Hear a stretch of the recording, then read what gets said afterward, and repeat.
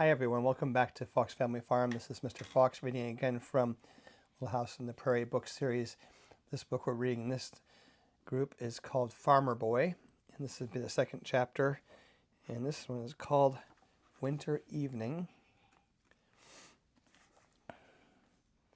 The air was still as ice, and the twigs were snapping in the cold. A gray light came from the snow, but shadows were gathering in the woods. It was dusk when Almonzo trudged up the last long slope to the farmhouse. He hurried behind Royal, who hurried behind Mr. Corse. Alice walked fast behind Eliza Jane in the other sled track. They kept their mouths covered from the cold and did not say anything.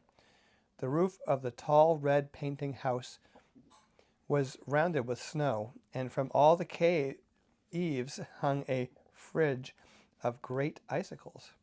The front of the house was dark, but a sled track went to the big barns, and a path had been shoveled to the side door, and candlelight shone in the kitchen windows. Almonzo did not go into the house. He gave the dinner pail to Alice, and he went to the barns with Royal. There were 3 long, enormous barns around 3 sides of the square barn yard. Altogether, they were the finest barns in all of that country. Almonzo went first into the horse barn. It faced the house, and it was 100 feet long. The horses' row of box stalls were in the middle. At one end was the calves' shed, and beyond it was a snug hen house. At the other end was the buggy house. I have to take these off so I can see better. It was so large that the 2 buggies and the sleigh could be driven into it, with plenty of room to unhitch the horses. The horses went from it into their stalls without going out again into the cold. The big barn began at the west end of the horse barn and made the west side of the barnyard. In the big barn's middle was the big barn floor.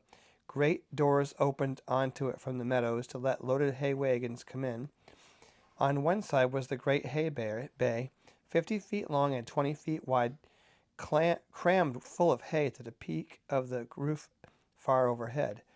Beyond the big barn floor were 14 stalls for the cows and oxen.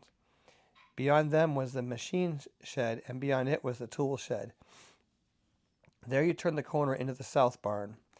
In it was the feed room, then the hog pens, then the calf pens, then the south barn floor. This was the threshing floor. It was even larger than the big barn floor, and the fanning mill stood there. Beyond the south barn floor was a shed for the young cattle, and beyond it was the sheepfold. That was all of the south barn. A tight board fence 12 feet high stood along the east side of the barnyard. The 3 huge barns and the fence walked in the snug yard. Winds howled and the snow beat against them but could not get in. No matter how stormy the winter, there was hardly ever more than 2 feet of snow in the sheltered barnyard. When Almonzo went into these great barns, he always went through the horse barn's little door. He loved horses. There they stood in their roomy box stalls, clean and sleek and gleaming brown with long black manes and tails.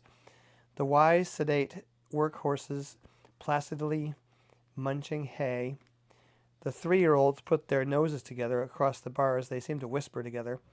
Then softly their nostrils whooshed along one another's necks. One pretended to bite, and they squealed and whirled and kicked in play. The old horses turned their heads and looked like grandmothers at the young ones, but the colts ran about excited on their gangling legs and stared and wondered. They all knew Almonzo. Their ears pricked up and their eyes shone softly when they saw him. The 3-year-olds came eagerly and thrust their heads out to nuzzle at him. Their noses, prickled with few stiff hairs, were soft as velvet, and on their foreheads were short, fine hair, was silky and smooth. Their necks arched proudly, firm and round, and their black manes fell over them like a heavy fringe. You could run your hand along those firm, curved necks in the warmth under the mane. But Almonzo hardly dared to do it. He was not allowed to touch the beautiful 3-year-olds. He could not go into their stalls, not even to clean them. Father would not let him handle the young horses or the colts. Father didn't trust him yet. because colts and young, unbroken horses are very easily spoiled. A boy who didn't know any better might scare a young horse or tease it or even strike it, and that would ruin it. He would learn to bite and kick and hate people, and then it would never be a good horse. Almanzo did know better. He wouldn't ever scare or hurt one of those beautiful colts. He would always be quiet and gentle and patient. He wouldn't startle a colt or shout at it, not even if it stepped on his foot. But Father wouldn't believe this. So Almanzo could only look longingly at the eager 3-year-olds. He just touched their velvety noses, and then he went quickly away from them and put on his barn frock over his good school clothes. Father had already watered all the stock, and he was beginning to give them their grain. Royal and Almanzo took pitchforks and went from stall to stall, cleaning out the soiled hay underfoot and spreading fresh hay from the manger to make clean beds for the cows and the oxen and the calves and the sheep. They did not have to make beds for the hogs, because hogs make their own beds and keep them clean. In the south barn, Almanzo's own 2 little calves were in one stall. They came crowding each other at the bars when they saw him. Both calves were red, and one had a white spot on his forehead. Almanzo had named him Star. The other was a bright red all over, and Almanzo called him Bright. Star and Bright were young calves, not yet a year old. Their little horns had only begun to grow hard in the soft hair by their ears. Almanzo scratched around the little horns because calves like that. They pushed their moist, blunt noses between the bars and licked with their rough tongues. Almanzo took 2 carrots from the cow's feed box and snapped little pieces off of them and fed the pieces one by one to Star and Bright. Then he took his pitchfork again and climbed into the hay mows overhead. It was dark there. Only a little light came from the pierced tin sides of the lantern hung in the alleyway below. Royal and Almanzo were not allowed to take a lantern into the hay mows for fear of fire, but in a moment they could see in the dusk. They worked fast, pitching hay into the mangers below. Almanzo could hear the crunching of the animals eating. The hay mows were warm with the warmth of all the stock below, and the hay smelled dusty sweet. There was a smell, too, of the horses and cows, and a woolly smell of sheep. And before the boys finished filling the mangers, there was the good smell of warm milk foaming into Father's milk pail. Almanzo took his own little milking stool and a pail and sat in Blossom's stall to milk her. His hands were not yet strong enough to milk a hard milker, but he could milk Blossom and Bossy. They were good old cows who gave down their milk easily, and hardly ever switched a stinging tail into his eyes or upset the pail with a hind foot. He sat with the pail between his feet and milked steadily. Left, right, swish, swish. The streams of milk slanted into the pail while the cows licked up their grain and crunched their carrots. The barn cats curved their bodies against the corners of the stall, loudly purring. They were sleek and fat from eating mice.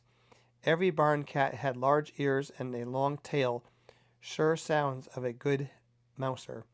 Day and night they patrolled the barns, keeping mice and rats from the feed bins, and at milking time they lapped up pans of warm milk.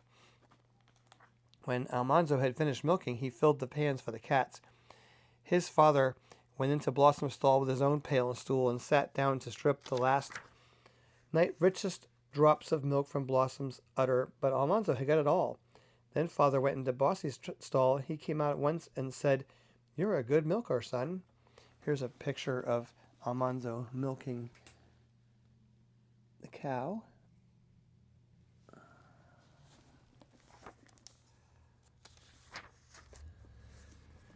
Almanzo just turned around and kicked at the straw on the floor. He was too pleased to say anything. Now he could milk cows by himself. Father didn't strip them after him. Pretty soon he'd be milking the hardest milkers. Almanzo's father had pleasant blue eyes that twinkled. He was a big man with a long, soft brown beard and soft brown hair. His frock of brown wool hung to the tops of his tall boots. The 2 fronts of it were crossed on his broad chest and belted snug around his waist. Then the skirt of it hung down over his trousers of good brown full cloth. Father was an important man. He had a good farm. He drove the best horses in the country. His word was as good as his bond, and every year he put money into the bank. When Father drove into Malone, all the townspeople spoke to him respectfully. Royal came up with his milk pail and the lantern. He said in a low voice, "Father, Big Bill Ritchie came to school today." The holes in the tin lantern freckled everything with little lights and shadows. Almonzo could see that Father looked solemn. He stroked his head, his beard, and slowly shook his head. Almonzo waited anxiously. But Father only took the lantern and made a last round of the barns to see that everything was snug for the night. Then they went into the house. The cold was cruel. The night was black and still, and the stars were tiny sparkles in the sky. Almanzo was glad to get into the big kitchen, warm with fire and candlelight. He was very hungry. Soft water from the rain barrel was warming on the stove. First Father, then Royal, then Almanzo took his turn at that wash basin on the bench by the door. Almanzo wiped on the linen roller towel. Then, standing before the little mirror on the wall, he parted his wet hair and combed it down smoothly down. The kitchen was full of hoop skirts, balancing and swirling. Eliza Jane and Alice were hurrying to dish up supper. The salty brown smell of frying ham made Almanzo's stomach gnaw inside him. He stopped just a minute in the pantry door. Mother was straining the milk at the far end of the long pantry. Her back was toward him. The shelves on both sides were loaded with good things to eat. Big yellow cheeses were stacked there, and large brown cakes of maple sugar, and there were crusty loaves of fresh baked bread, and 4 large cakes, and one whole shelf full of pies. One of the pies was cut, and a little piece of crust was temptingly broken off. It would never be missed. Almanzo had even moved yet, but Eliza Jane cried out, "Almanzo, you stop that! Mother!" Mother didn't turn around. She said, "Leave that be, Almanzo. You'll spoil your supper." That was so senseless that it made Almanzo mad. One little bite couldn't spoil his supper. He was starving, and they wouldn't let him eat anything until they put it on the table. There wasn't any sense in it. But Mother, of course, could not say this. But, of course, he could not say this to Mother. He had to obey her without a word. He stuck out his tongue at Eliza Jane. She couldn't do anything. Her hands were full. Then he went quickly into the dining room. Here's Almanzo sticking out his tongue.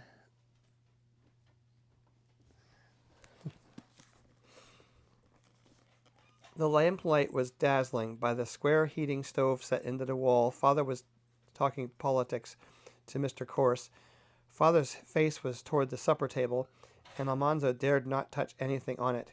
There were slabs of tempting cheese. There was a plate of quivering head cheese. There were glass dishes of jams and jellies and preserves, and a tall pitcher of milk, and a steaming pan of baked beans with a crisp bit of fat pork in the crumbling brown crust. Almanzo looked at them all, and something twisted in his middle. He swallowed and went slowly away. The dining room was pretty. There were green stripes and rows of tiny red flowers on the chocolate brown wallpaper, and Mother had woven the rag carpet to match. She had dyed the rags green and chocolate brown and woven them into stripes with a tiny stripe of red and white rags twisted together between them. The tall corner cupboards were full of fascinating things, seashells and petrified wood and curious rocks and books, and over the center table hung an air castle. Alice had made it of clean yellow wheat straws, set together airily with bits of bright-colored cloth at the corners. It swayed and quivered at the lightest breath of air, and the lamplight ran gleaming along the golden straw. But to Almanzo, the most beautiful sight was his mother bringing in the big willow-ware platter full of sizzling ham.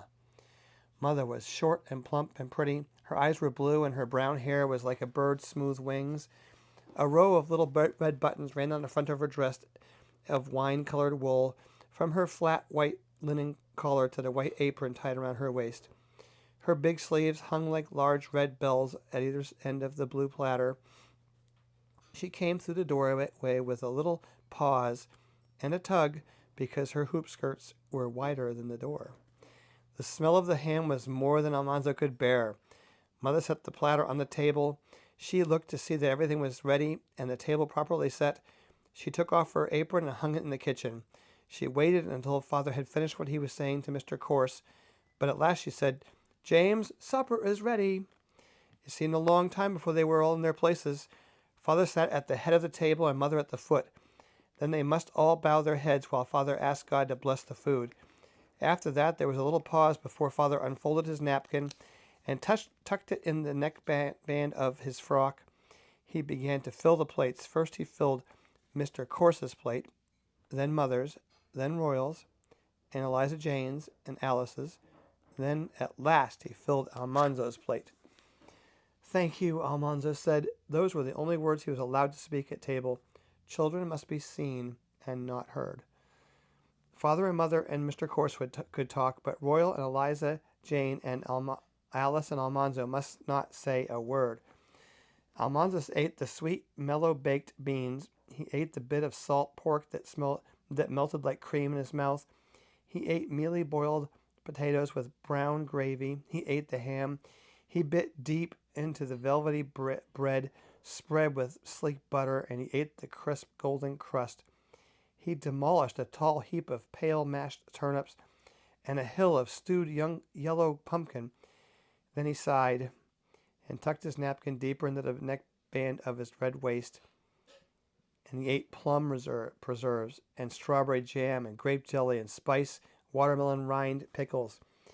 He felt very comfortable inside. Slowly, he ate a large piece of pumpkin pie. He heard Father say to Mr. Corse, "The Hardscrabble boys came to school today, Royal tells me." "Yes," Mr. Corse said. "I hear they're saying they'll throw you out." Mr. Corse said, "I guess they'll be trying it." Father blew on the tea in his saucer. He tasted it, then drained the saucer and poured a little more tea into it. "They have driven out 2 teachers," he said. "Last year they hurt Jonas Lane so bad he died of it later." "I know," Mr. Corse said. "Jonas Lane and I went to school together. He was my friend." Father did not say any more. That's the end of that chapter. And I did remember as a child hearing my parents say, "Children must be seen and not heard." So I guess that tells you how old I might be. But thank you for watching Fox Family Farm. Again, this is Mr. Fox reading from Farmer Boy by Laura Ingalls Wilder.